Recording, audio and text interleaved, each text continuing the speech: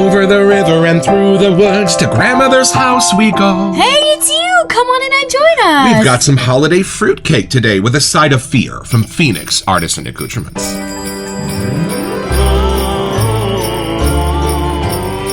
It's a Christmas morning with the Barbershop Duet. Hi, I'm Marcus Klinger with Klinger Vocal Studio. And I'm Sarah Vincent with Sarah Vincent Virtual Pilates. But on Wednesdays and Saturdays. We are the Barbershop Duet! Hey, y'all, come on in. Thank you for finding our little barbershop. If you happen to be here during one of the live premieres on YouTube, why? Come on in the live chat. Meet the Whiff Pack, a cool group of friends hanging out from all over the world. They'd love to meet you too. They would. And for our mention today, Marcus would like to talk about his new EDP from Phoenix Artisan Accoutrements. Atomic Apple Pecan Pie has returned for the season from Phoenix Artisan Accoutrements for the second year in a row, and I was so happy because I fell in love with it the first year, and it was gone by the time I decided I needed this EDP. Your scent notes are a tantalizing mix of sweet, bright, and tangy. Fresh apples baked into buttery brown sugar, spiced pecan filling. This gourmand delight is a sensory celebration. Imagine the aroma of a freshly baked holiday pie wafting through the air, comforting yet energizing, indulgent yet still oddly stoic.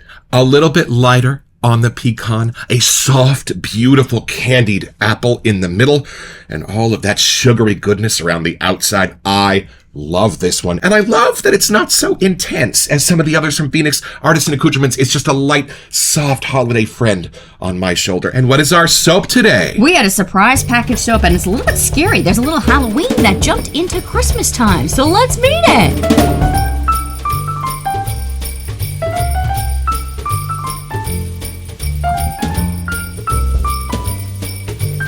All right, y'all, from the sales page at Phoenix Artisan Accoutrements. Every holiday season has its classics, but none quite like our classic Keepsake fruitcake release. For years, it was Phoenix Shaving's festive calling card, another one of our strange little seasonal traditions, until last year, when it fell victim to the annual holiday chaos vortex and vanished without so much as a crumb. No Keepsake fruitcake, no commemorative ornament, no holiday weirdness, just a void, an absence.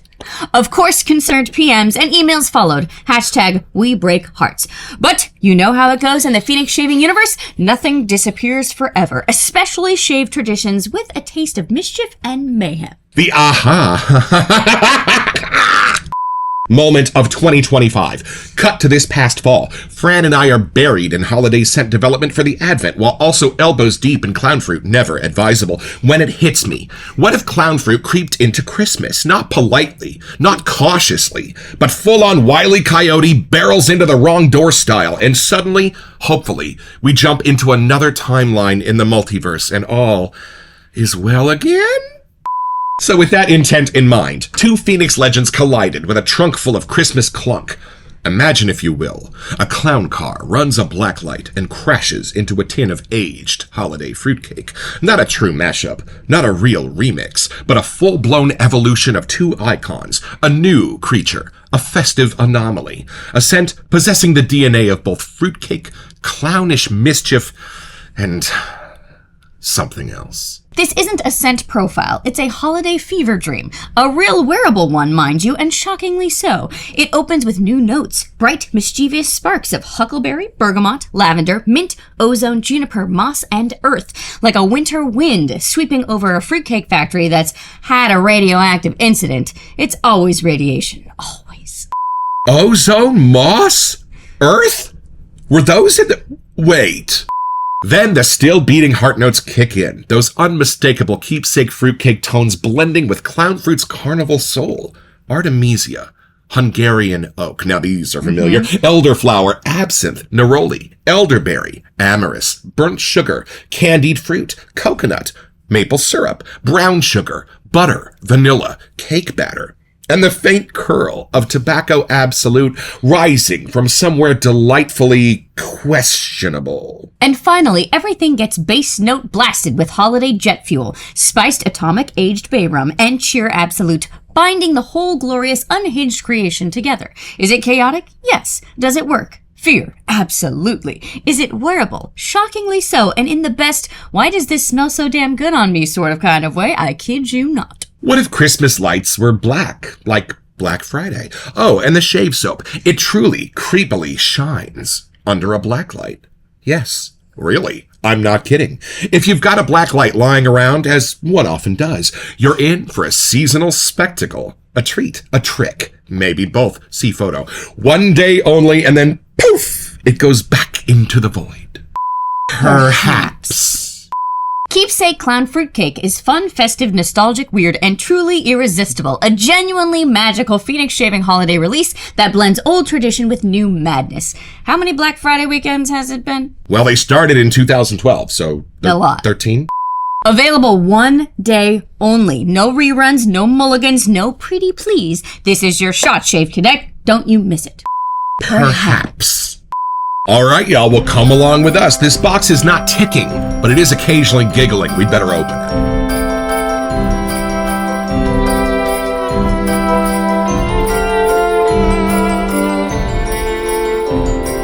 All right, y'all, this is how they come if you order one set from Phoenix Artisan Accoutrements, which we never have the restraint to do. There's my special foam and paper to keep your aftershave safe. Ooh! Oh, boy! And there is our holo! Label for Keepsake Clown Fruit Cake! Look at that, yo! There's a lot of clowns! There's a group of clowns. What do you call a group of clowns? Right? Is it a murder? No, those are crows. There's a spaceman, a You're cube, right. some DB goldfish. Cooper is there. Yeah. And what's that hat? Oh, pilgrim-y kind of? Is that? I don't know. Well, maybe the clowns that just arrived are going to sit down with the clowns that were already there and have a turkey. Yowza. Well, hopefully our first impression of that fruitcake is going to be a little better than their first impression of that fruitcake. They look a little scared of it. Look at the one stage left. He's ready to do Christmas Carol. He's all dressed in Dickensian wear. This is awesome. Right? Oh, and y'all, if you've never read the back of your PAA aftershave box, you owe it to yourself. There's some awesome stuff on there. And then when you open it, you'll find your special confetto, keeping the top of your bottle safe. And you get to see the label first because I opened it wrong. Look at that. Yeah. Y'all, they look like an interesting group of fellows. Well, why don't we invite them in for some Christmas cheer and we'll have our first impressions.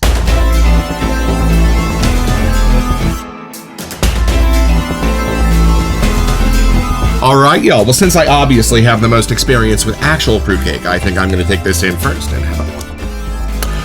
Well, I think I know why Douglas suggested we grab a black light for this episode. Y'all, take a look. We have got some little fruit pieces on top of our fruitcake, and I am guessing that they glow in the dark a lot like our clown fruit from this year, which had a new method of glowing bright. I'm still not sure if these are glycerin or pre-shave or Those kinda are what fun they are. They're neon mini colors. cubes. I know, they're gorgeous, y'all. We have yet to get the actual Keepsake fruitcake, Right. and I think I remember seeing pictures before of those little cubes in there, so I love that the homage is still playing through. And yeah, we're going to back into the original Keepsake fruitcake because we know clown fruit. Yes. But we don't know that one yet. All right, here we go. Yeah, Taking see it what in. you get.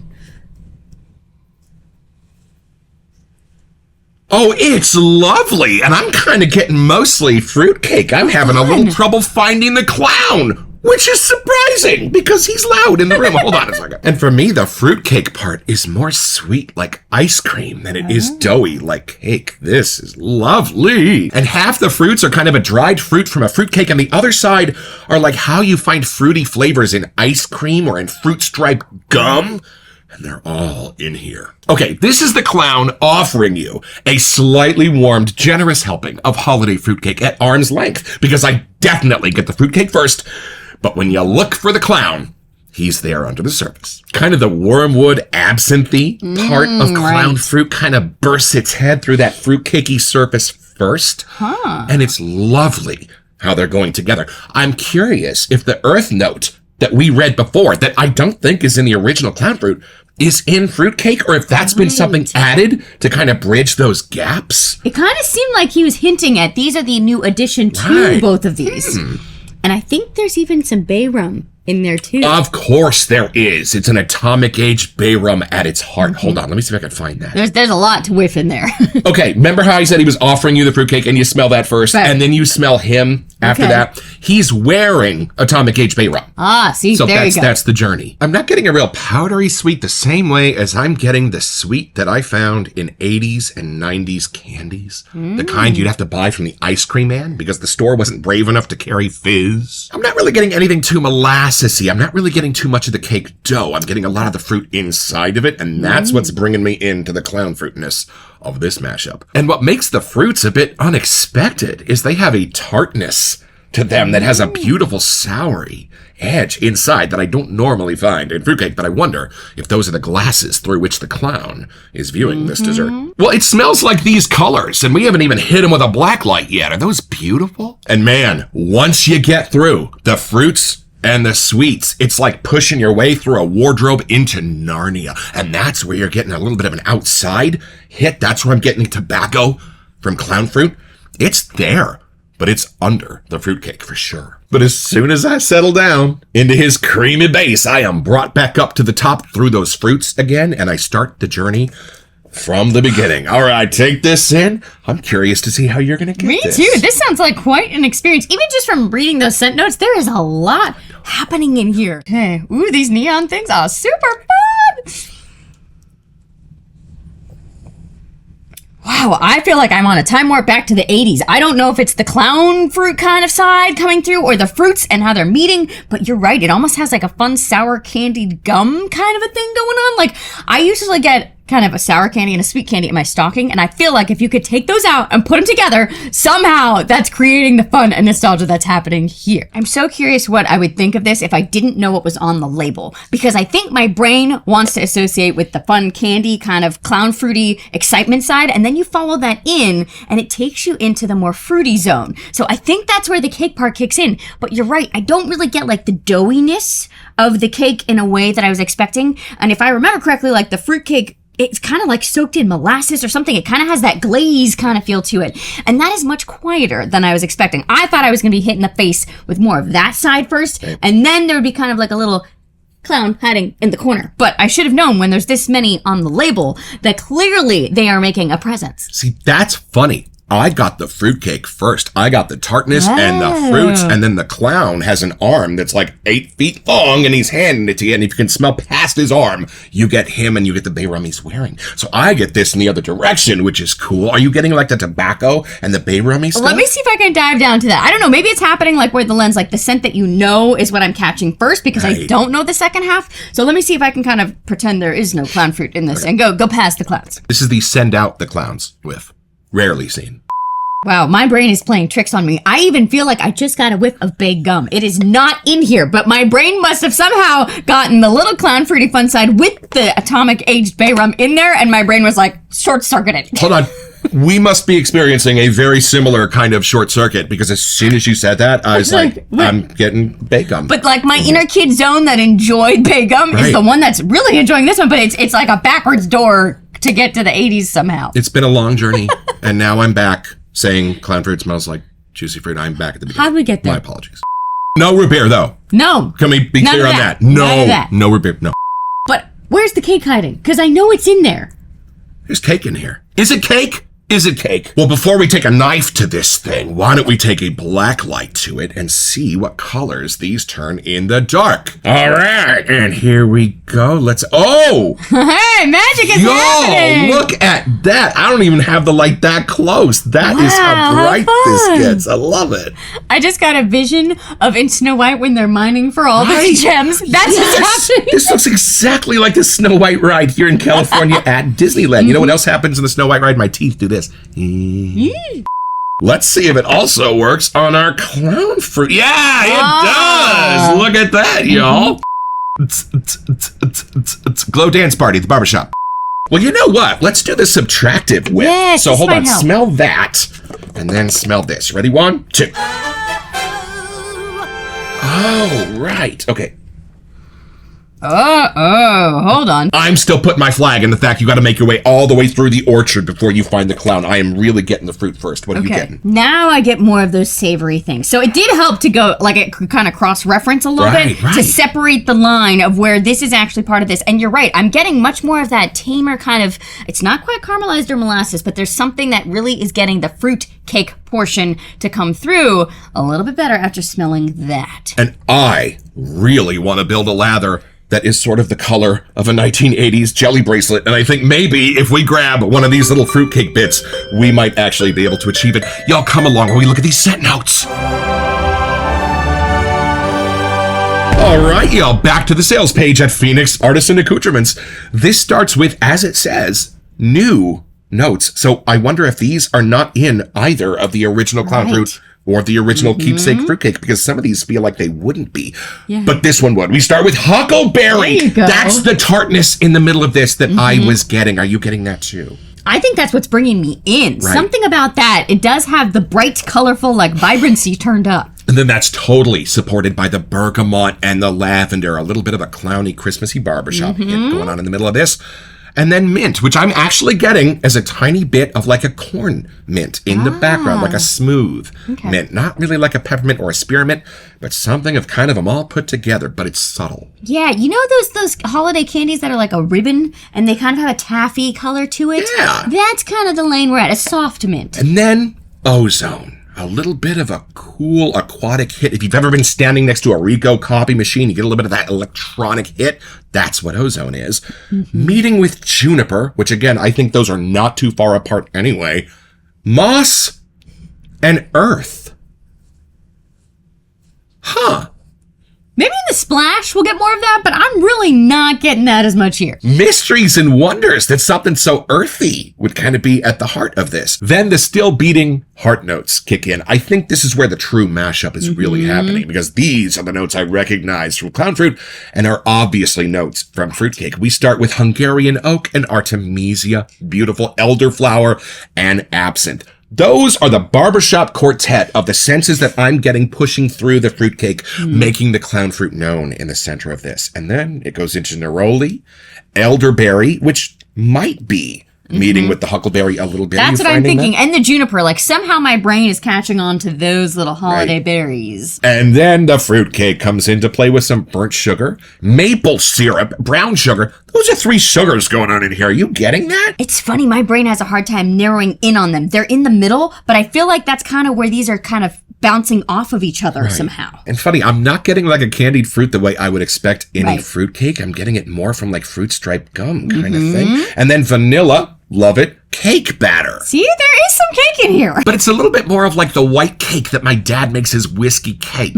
out of, not like the molassesy kind I'm used to in like a fruit cake. But then here's the fun part. The faint curl of tobacco absolute. Absolutely. That is how I know it's a clown offering me this delectable delight. It's hard for me to find. I don't know if my brain just wants to spend more time in the sweets. I'm sure it's in there. Maybe the dry down of the splash, I'll really get it, but I'm having too much fun smelling all the fruitier kind of things going on. Finally, everything gets bass note blasted with holiday jet fuel, spiced atomic age bay rum. Indeed, but I think this is the lightest of the bay rums that I have experienced. And I'm the atomic age bay rum fan in the house. Usually that's the first thing I find, and this one I really have to dig. But it does say it's with cheer absolute, so maybe something in there is disguising it a little differently. I love me a whimsical scent note, and I wonder if you can smell the cheer, because I think originally it was fear absolute. Hold on. What brings the cheer? Is it's not like an alcohol of some sort, right? No, it's not boozy, other than just a little bit of the absinthe kind of hit in there. It's not like a brandy or a whiskey or anything like that, but stay tuned.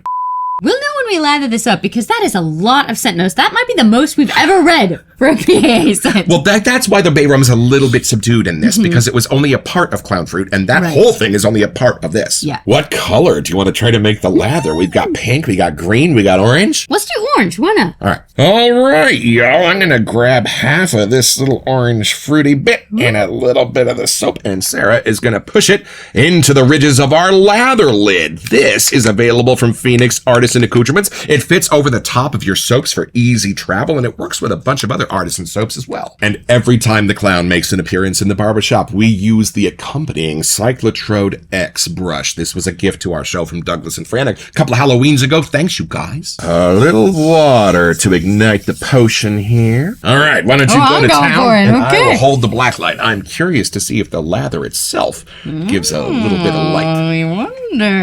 I might need a bigger bowl. I'm shocked how well this lather lid works. Can I just say there are mysteries and wonders in this design. Every time. I'm always just so surprised how much explodes out of this thing. And you wouldn't think, because you're just pushing soap into these like slats. We can't make the usual layer of soap that we do, but boy, does this work beautifully. I don't know if I should go any further. It's just going to keep falling out of the bowl. Looks beautiful, and I think we are ready to answer the big question on everybody's lips, their chap lips. Does the lather actually glow if you put a little bit of the fruit bits inside of it? And let's find out.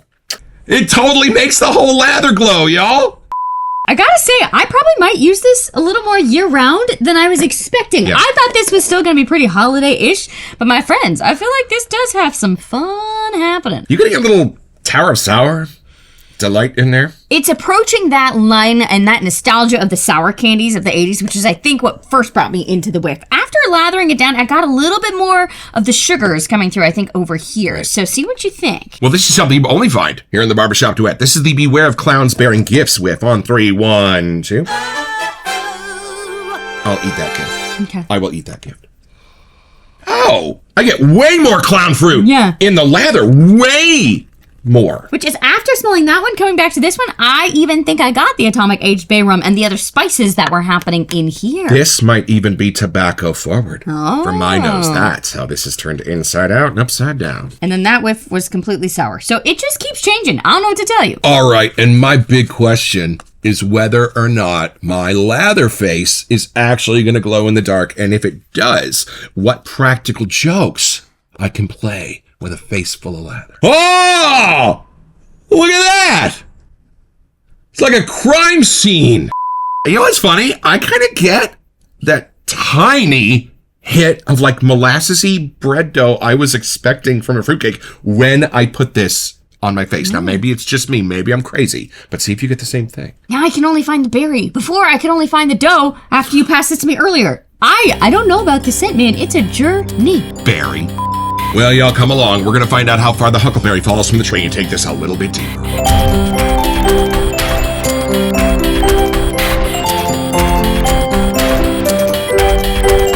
All right, y'all. It's time for us to explore this splash and what other cakey nooks and crannies might be hiding inside. Now, we've got the plug on top of this splash to keep it safe in transit, and it makes a fun little sound when you take it out.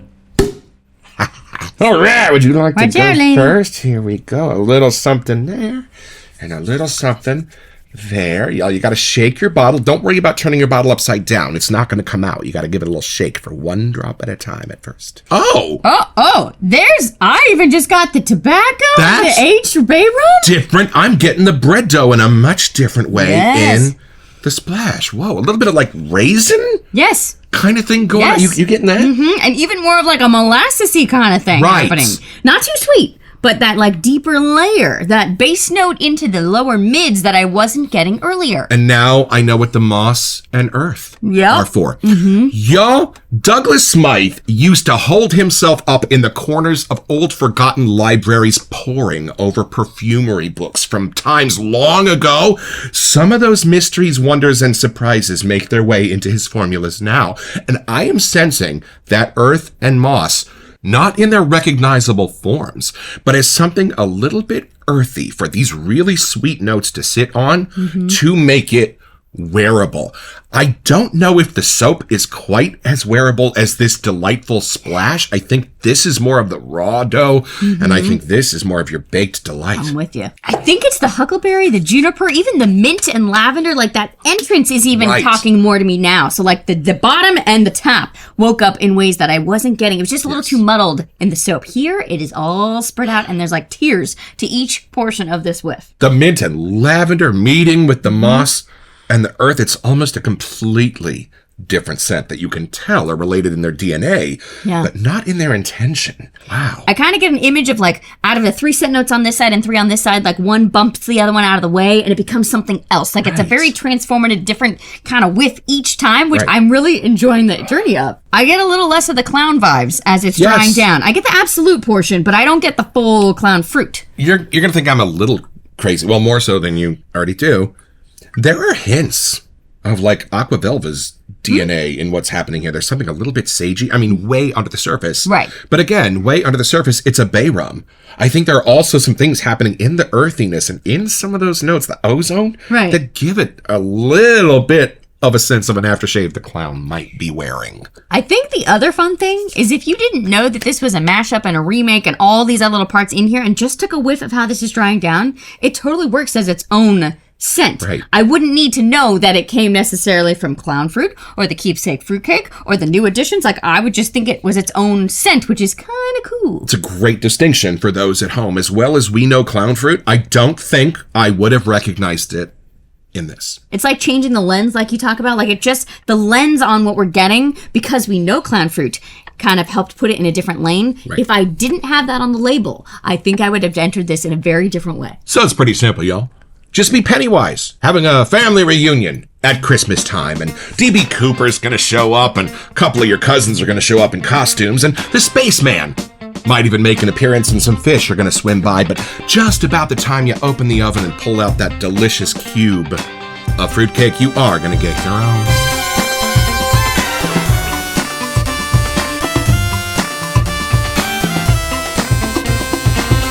So head over to their website at phoenixartisanaccoutrements.com, or even better, do it by way of the link in the description. It's an affiliate link, which lets them know that we sent you, and it gives us back a small percentage of the sale, which we'll probably spend on soap so we can make more episodes. It's at no cost to you, and we would be grateful.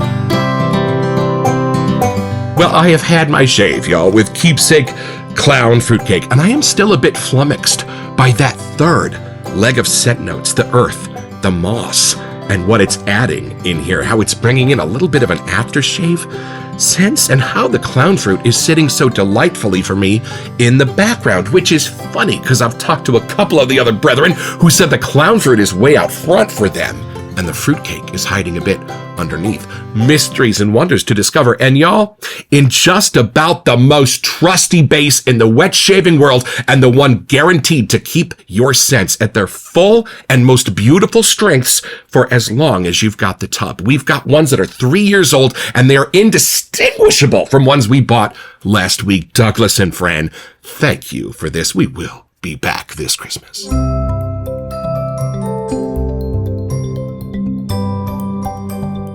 Welcome to Messages. So y'all, for my 50th birthday, Sarah reached out to Grizzly Bay to see if he would make a custom barbershop color brush for little old me. Well, being the amazing gentleman that he is, he didn't just send out one. He sent out a second brush to do as a giveaway here on the show. And this is what it looks like. Is that not incredible? And it's a badger nut, y'all. And all you have to do to be eligible for this giveaway is send us an email here to we sent you at thebarbershopduet.com, mention Grizzly Bay, and check back on our first January episode to see if you are our lucky winner. Best of luck. It really makes me want to get a real fruitcake and put it up next to it, because my brain is trying to file this, and I love that it can't, like it's a whole new version, but I think that would help me at least narrow down what parts of the whiff are coming from what. The problem would be getting the fruitcake, because as we all know, there's only one, and once you get it, you got to pass it on. I think right now it's somewhere around Waukegan.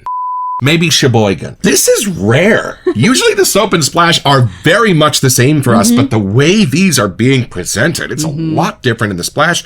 And I think for me, that's what fixes it. That's why I would want to do this together and wear this over at Christmas, Sarah's mom's house. Usually when I think of a Christmas fruitcake, I think that's more of like the adult dessert, like the kids don't come running, but somehow adding the clown fruit into this, and even just that juniper and huckleberry, there's adding like a little kid side to this, so I really feel like it's kind of palatable for everyone. Douglas and Fran, thank you so much for sending out this set for free for us to review, and for going so hard at Christmas and Halloween and understanding the assignment so beautifully for this wet shaving hobby. I love this time of year. I'm kind of hoping one day we can get the actual Keepsake fruitcake so we can compare notes and see the magic it's creating in here. I'm kind of hoping this is a good omen. We have no advanced knowledge, but it might be coming out this month, right? Don't forget your next appointment with the Barbershop Duet. You'll smell better just watching this.